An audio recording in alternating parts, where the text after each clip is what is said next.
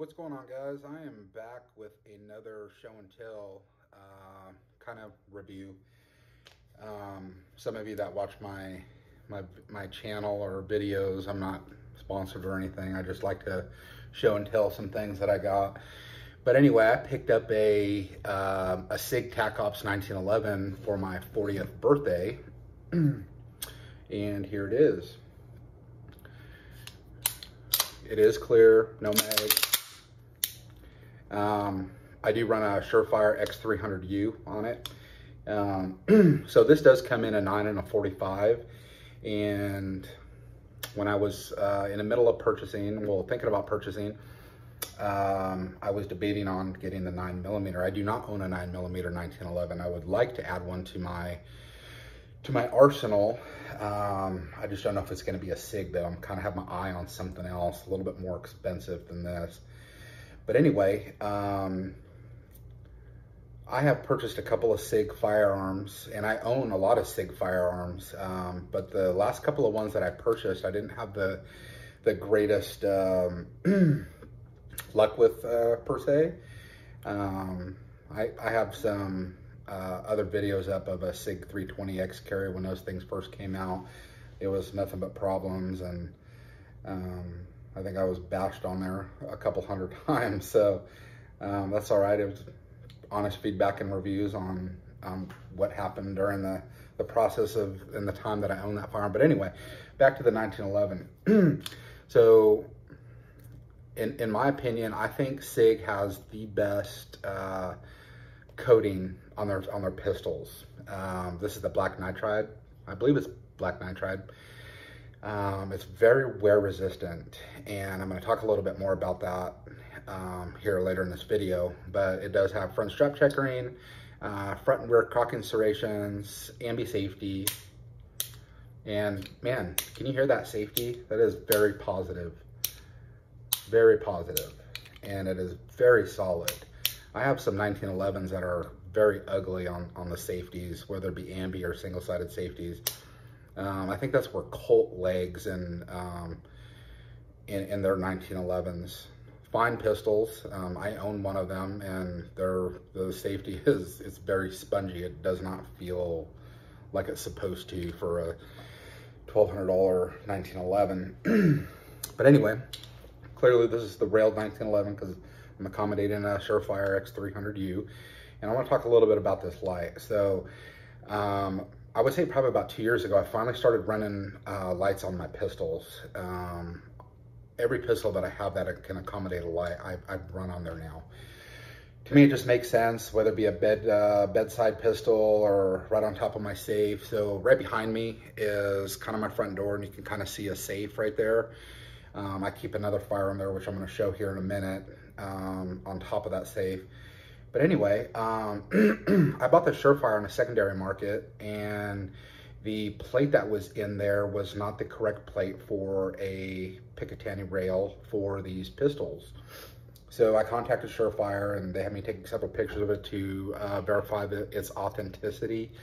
And it was like an $18 kit, which I purchased, and it arrived in like 3 days, and it's the correct plate to accommodate the rail on this 1911.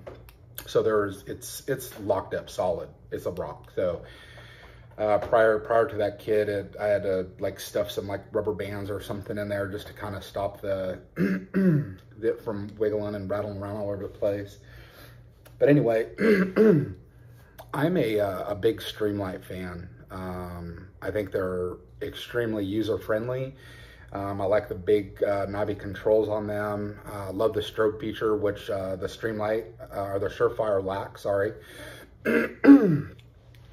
This is 1,000 lumens versus the TLR1 HL's 800 lumens.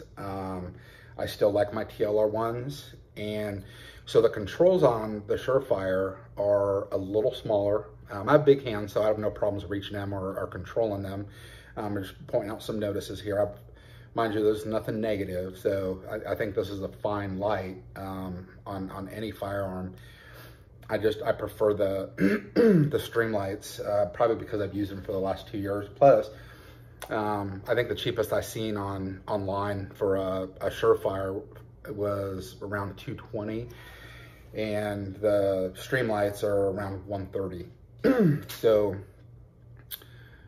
both have the same purpose. If you want to save a little bit of money, get the Streamlight. I've never had a problem with them. I've dropped them on accident while they were mounted to a firearm. Thankfully, it didn't break, though. I mean, I dropped it on concrete. It did more damage to the firearm and didn't even do anything to the light, didn't even scuff it up. So I think my firearm took that pounding more than anything, but that's neither here nor there. So anyway, I do really like this light. I just wish they weren't so expensive because I would probably run more of these. So anyway, I was able to run 500 rounds through this in one range visit. And I ran 4 different types of mags and by different companies. And I think 5 or 6 different types of ammo. Now, the majority of the ammo that I ran in this was Winchester White Box 230 grain. All ammo I ran was 230 grain through this. And it had 0 malfunctions. And I just fell in love with this pistol. I was anticipating some type of failures, whether it be the slide not locking back on the last round, or a failure to eject, a failure to feed. Absolutely 0 malfunctions. And I was extremely happy with it. So mind you, the last 100 rounds, I ran as fast and as hard as I could through this, as fast as my trigger finger allowed me to pull that trigger, just trying to get it to malfunction in some fashion or another. Not sure if that makes sense, but it was already pretty hot. It was pretty dirty. Winchester White Box is very, very dirty ammo, but this thing just kept trucking along.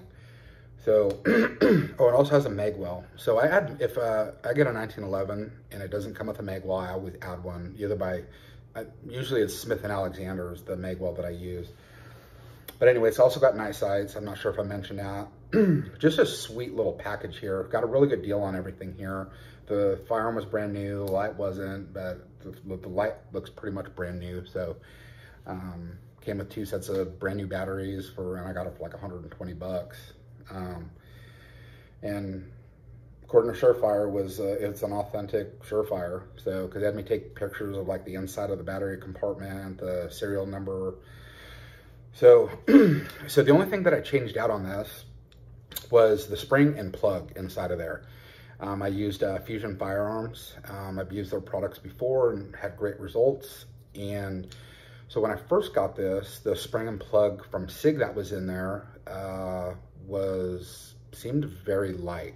It felt like it was like maybe a 10-pound spring in there. Like it was almost like cycling a 9mm 1911. It was extremely light, so it kind of concerned me a little bit. Plus, there was a lot of rattle in there. So the the frame to slide lockup is so much tighter now with this new spring and plug, and I'm assuming it's more the spring than the plug, but it is a very solid 1911. And mind you, when I was talking earlier about I bought some other SIGs that didn't serve me well. Those were polymer SIGs, and I do have some older SIGs, some like early 2000 model. I have the SIG 220, which will get buried with me along with majority of my other 1911s. That thing is just a tank. Unfortunately, it's just so heavy. I choose not to conceal carry that thing. Plus, I run a big old light on it too. But anyway, my favorite 1911, and I own 29 1911s now, is still the Springfield TRP operator. I have Wilson Combat 1911s, I have Nighthawk 1911s, but the best production 1911 right now is still the TRP. And this one is the bull barreled, excuse me, and I run a TLR1 HL light on there, and it'll always run on there. This has absolutely everything that you need for, I guess what you would call maybe a fighting pistol. So there's nothing smooth on this 1911. That's what I love about it. Everything on there is very coarse, from the cocking serrations to the front strap checkering to rear checkering. Those all come with mag wells, the TRPs. Not too fond of the Bomar sights. They work.